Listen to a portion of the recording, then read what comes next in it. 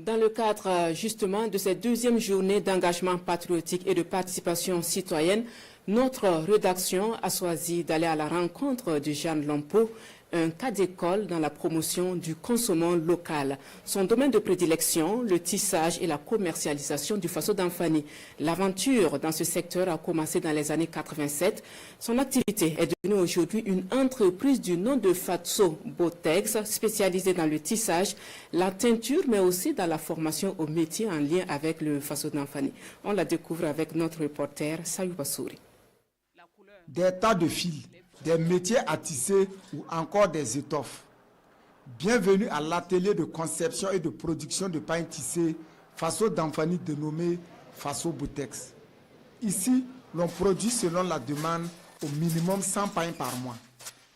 L'atelier totalise 10 années d'expérience, mais le tissage et Jeanne Lompo, la fondatrice, c'est une histoire vieille de plusieurs décennies. J'ai commencé en 1987. Il y a une dame qui faisait ça, je suis allée regarder un peu seulement, juste 2 mois seulement, j'ai parti m'asseoir à regarder. Et ça n'a pas été facile, mais je me battais seulement, je n'ai pas lâché. C'est dire que le tissage n'a plus de secret pour celle qui a rompu avec les bancs à 17 ans pour embrasser ce métier sous la révolution démocratique et populaire. Un métier qui connaît de beaux jours à cette époque avec la dynamique du consommant local impulsé par le père de la révolution.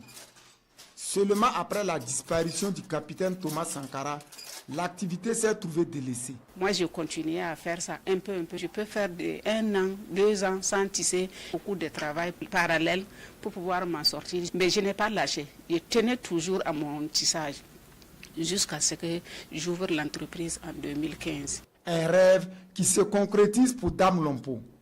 Et aujourd'hui, Faso Botex fait preuve d'imagination et de créativité dans la production des pains Faso d'Anfani. En atteste la variété de pains traditionnels dans sa boutique. À chaque 2 mois, 3 mois, on fait sortir des motifs que les autres n'en ont pas. On les fait, en tout cas, c'est de la qualité. On a des pains comme ça, on appelle ça Botex, Botex 3.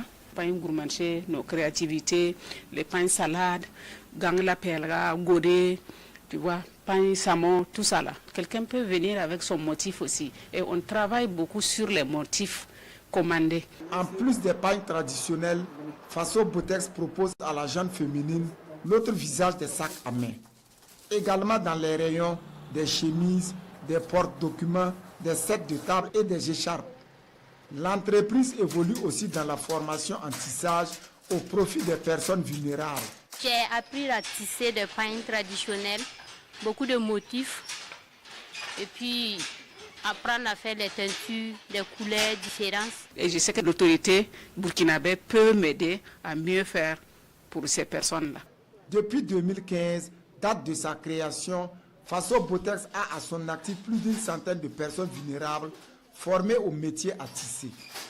Des efforts qui lui ont valu plusieurs distinctions, dont la dernière en date est celle qui inscrit le nom de sa promotrice aux côtés d'autres noms de personnalités sur la rue des Étoiles.